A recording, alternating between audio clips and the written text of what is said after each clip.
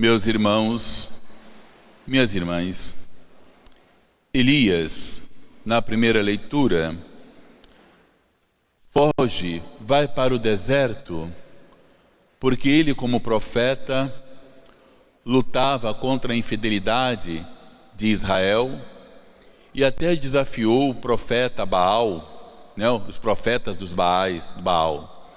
E assim então, nesse desafio, ele venceu e passou os falsos profetas a fio da espada, porque eles estavam matando os verdadeiros profetas de Israel.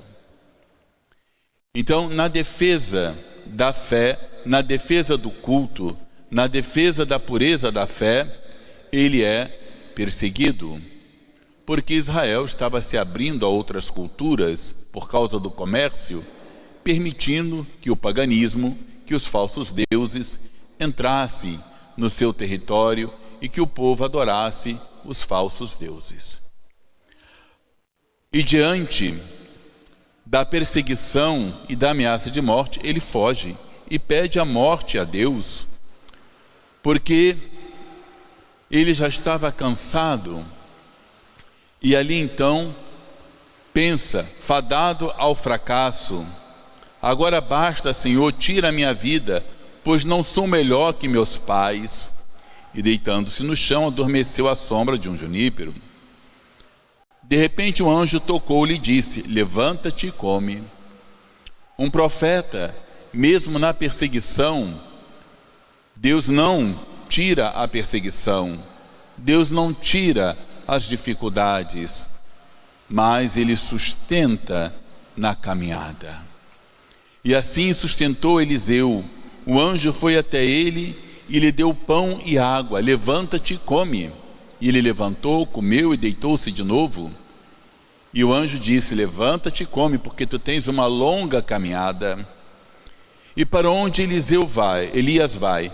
Ele volta às origens, ele volta ao início, ele volta ao monte Horebe, o monte de Deus, para renovar as suas forças. Portanto, nos dias de hoje também, Deus sustenta os missionários, Deus sustenta a igreja, Deus sustenta aquele que tem fé, que mesmo diante das dificuldades da vida, onde parece fadado ao fracasso, Deus não abandona. Deus está sempre conosco e nos sustenta na caminhada, nos dá força para vencermos as dificuldades da vida e chegarmos em segurança a Jerusalém celeste. No Evangelho de hoje, aqui está mais uma vez: os judeus começaram a murmurar, perseguiam Jesus, rebatiam Jesus, e Jesus fala: eu sou o pão que desceu do céu. Como eles tinham visto Jesus nascer por ali naquela região, então conheciam a mãe de Jesus, o pai de Jesus adotivo, a sua família, os seus primos, os seus tios. Não é este Jesus o filho de José? Não conhecemos seu pai e sua mãe? Como então pode dizer que desceu do céu? E Jesus reafirma: não murmureis entre vós, ninguém pode vir a mim se eu me envio não atrai, e eu o ressuscitarei no último dia. Portanto, ele é o pão da vida, ele é o pão que dá esperança rumo a Jerusalém celeste. Portanto, Jesus diz: em verdade, quem crê tem a vida eterna. Eu sou o pão da vida. Portanto, quem crê em Jesus, quem assume Jesus na sua vida, quem se torna outro Cristo para os irmãos, terá a vida eterna. Porque Jesus se deixou em alimento, Ele entregou a sua carne, Ele se entregou na cruz como fonte de vida para nós, como fonte de salvação para nós. Ali na cruz, Ele morreu, entregando a sua carne para ressuscitar glorioso e nos dar a esperança de que, se acreditarmos neste pão vivo descido do céu, nós também teremos a vida eterna. Os vossos pais comeram maná no deserto e, no entanto, morreram.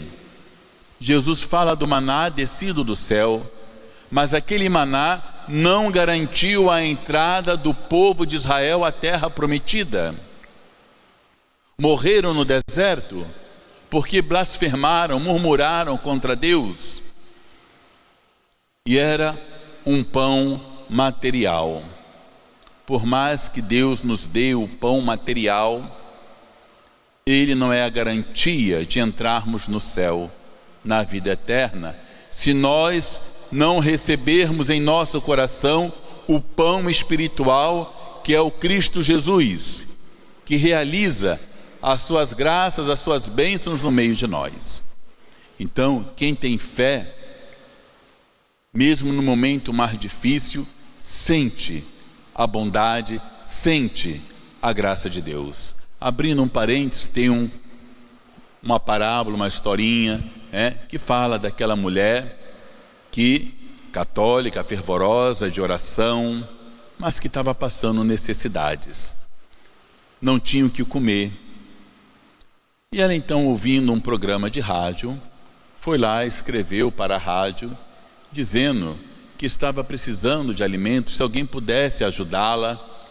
E lá, um ouvinte, que era ateu, ouviu aquela mensagem.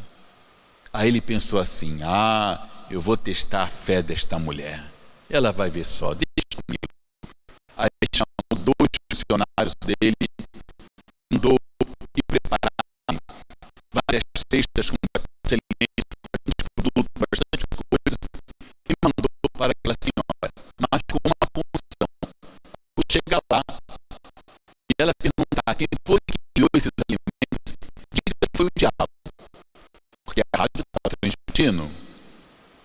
E eles tinham esse compromisso, e ela recebeu aqueles alimentos, ficou grata, mas não perguntou quem foi que enviou.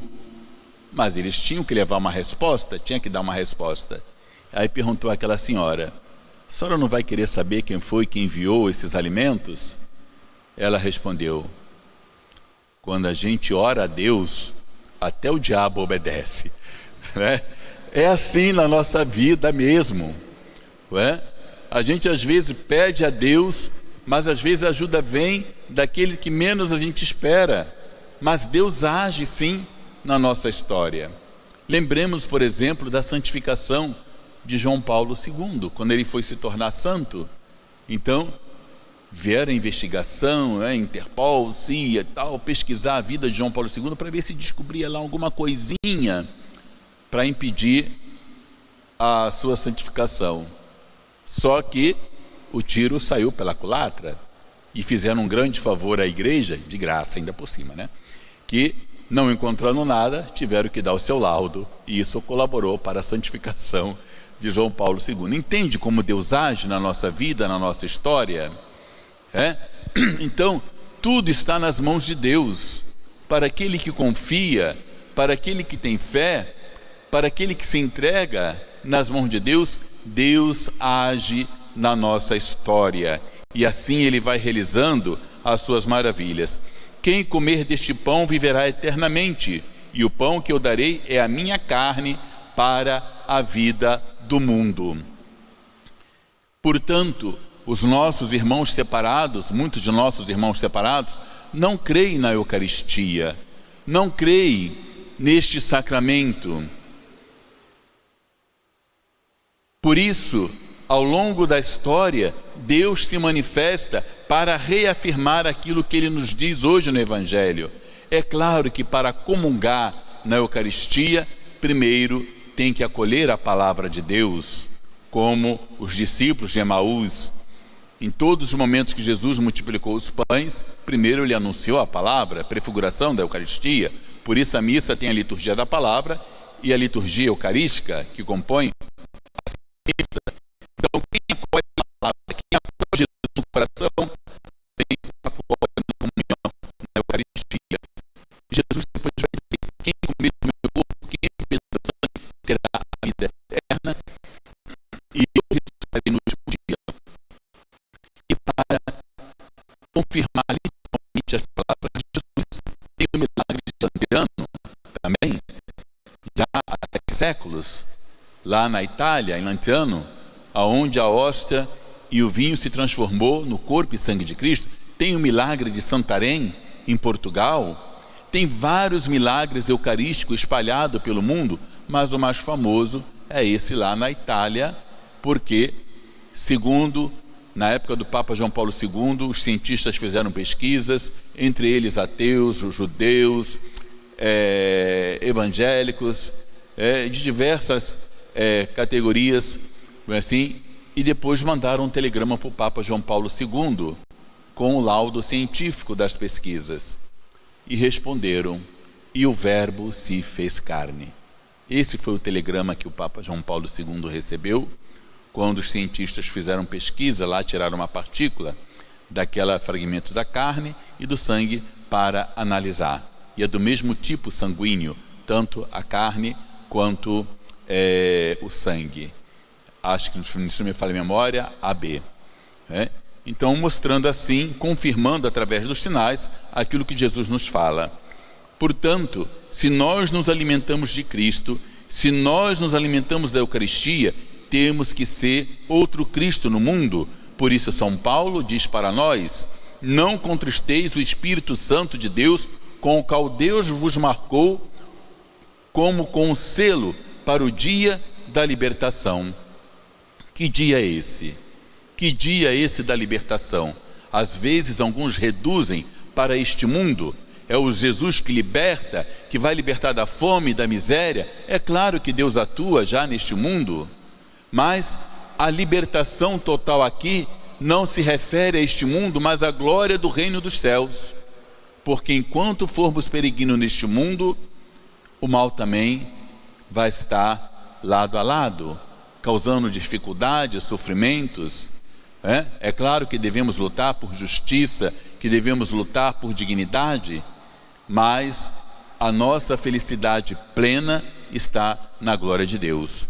Portanto, quem se alimenta da Eucaristia não morrerá jamais, porque participará da vida eterna com Deus. Toda amargura, irritação, cólera, gritaria, injúrias, tudo isso deve desaparecer do meio de vós, como toda espécie de maldade. Então, nós temos o direito de exigir, podemos dizer assim, os nossos direitos, até mesmo no campo político, temos. Mas quando você exige com palavrões, denegrindo o outro, mostrando o corpo na rua, queimando os bens públicos, fazendo arruaça, destruindo o patrimônio que é nosso, isso não é de Deus, não vem de Deus. Uma coisa é você lutar pela justiça, outra coisa é você ser injusto na busca da justiça, destruindo tudo que está à sua frente, ou praticando imoralidades para obter alguma coisa. O cristão não pode agir assim.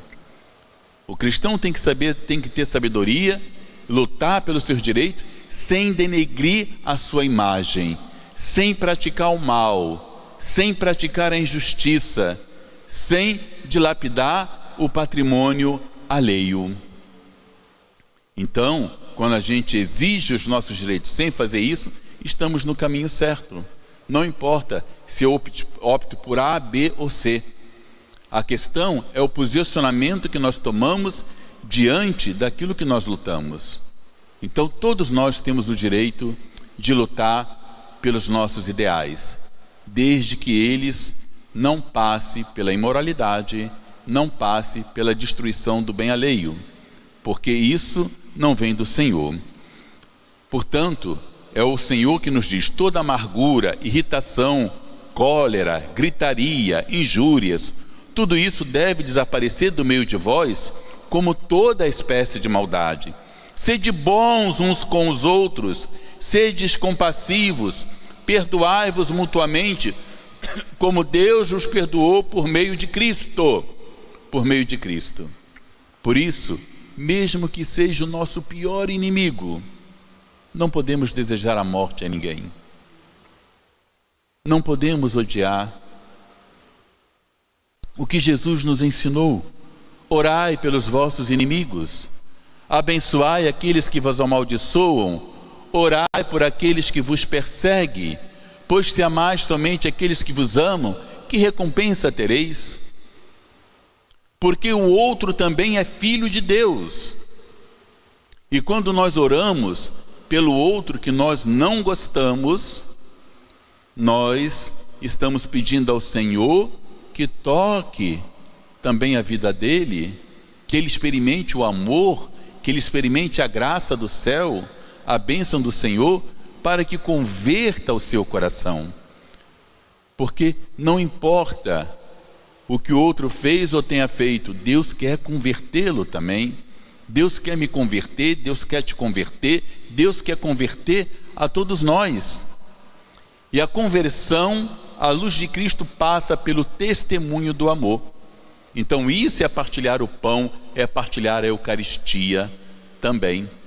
Quando a gente partilha o amor, quando a gente luta para que a cólera, o ódio não domine o nosso coração, mas a oração, a fidelidade ao Senhor, é dobrando os joelhos que muitas vezes teremos vitória. Aliás, é dobrando sempre os joelhos que teremos a vitória sobre qualquer mal, sobre qualquer amargura.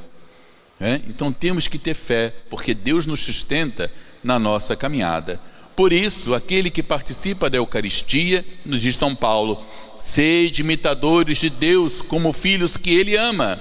Vivei no amor como Cristo nos amou e se entregou a si mesmo a Deus por nós, em oblação e sacrifício de suave odor.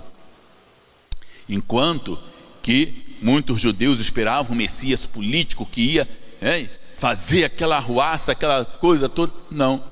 Jesus veio instaurar o reino dos céus.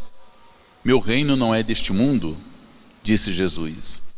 Então, temos que ter consciência de que se o reino do Senhor não é deste mundo, então a felicidade plena também não é deste mundo. É no reino da glória, no reino dos céus.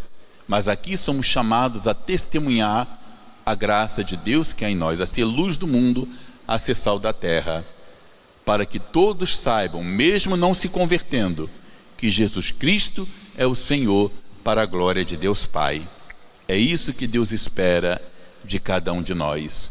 Portanto, ao nos alimentarmos da Eucaristia, ao nos alimentarmos da palavra do Senhor, que possamos partilhar o pão da vida que é Jesus Cristo, que possamos partilhar o amor, que possamos fazer aquilo que Jesus fez, pois só o amor constrói, só o amor une, só o amor transforma. Portanto, aquilo que vem do Senhor é isso. Aquilo que não vem do Senhor é ódio, amargura, gritaria, escândalo, arruaça, imoralidades. Tudo isso não provém do Senhor. E como o Senhor já disse, pelos frutos conhecereis quem sois. Então, que os nossos frutos estejam sempre de acordo e em sintonia com a vontade de Deus em nossa vida, para que quando partirmos deste mundo, possamos alegremente entrarmos no reino dos céus e contemplar a glória do Senhor por toda a eternidade. Creio em Deus Pai Todo-Poderoso,